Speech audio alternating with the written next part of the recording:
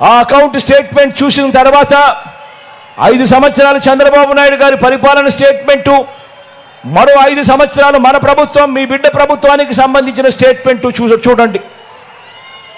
ఆ 5 సంవత్సరాలు చంద్రబాబు నాయుడు గారి పరిపాలనలో మీ ఖాతాలకు, మీ బ్యాంక్ అకౌంట్లకు కనీసం 1 రూపాయి అయినా వచ్చిందా అని చెప్పి ఆలోచన చేయమని కోరుతా ఉన్నా.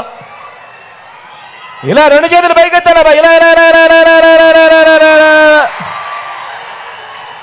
అదే మీ బిడ్డ ప్రభుత్వంలో ఏకంగా 2,70,000 కోట్ల రూపాయలు నా అక్క చెల్లెమ్మల కుటుంబాల ఖాతాల్లోకి జమ చేసిన పరిస్థితులు నేరుగా ప్రతి ఇంట్లోనూ కూడా ఆ అక్క చెల్లెమ్మల బ్యాంక్ అకౌంట్లు చూస్తే లక్షలు కనిపిస్తా ఉన్న పరిస్థితి కేవలం ఈ 58 నెలల కాలంలోనే జరుగుతూ ఉన్నది అన్నది గుర్తుపెట్టుకోమని కోరుతా ఉన్నా.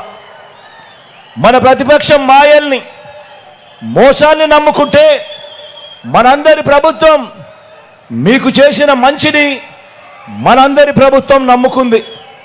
కాబట్టే చెప్తా ఉన్నా, ఇప్పుడు ఎన్నికలు కేవలం ఎమ్మెల్యేలను, కేవలం ఎంపీలను మాత్రమే ఎన్నుకునే ఎన్నికలు ఇవి కానే కావు అని ప్రతి ఒక్కరూ గుర్తుపెట్టుకోమని కోరుతా ఉన్నా. ఆ ఎమ్మెల్యేలు, ఆ ఎంపీల భవిష్యత్తును మాత్రమే నిర్ణయించే ఎన్నికలు కావివి.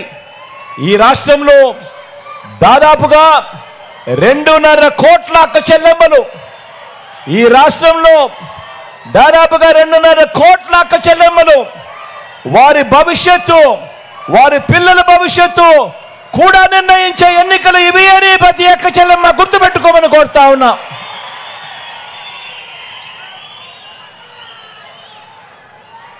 ఇక రైతు బాగుంటేనే రాష్ట్రం బాగుంటుంది అని గట్టిగా నమ్మిన మనకు రైతు వ్యతిరేక కూటమికి మధ్య జరుగుతా ఉన్న సంగ్రామం ఈ ఎన్నికలు.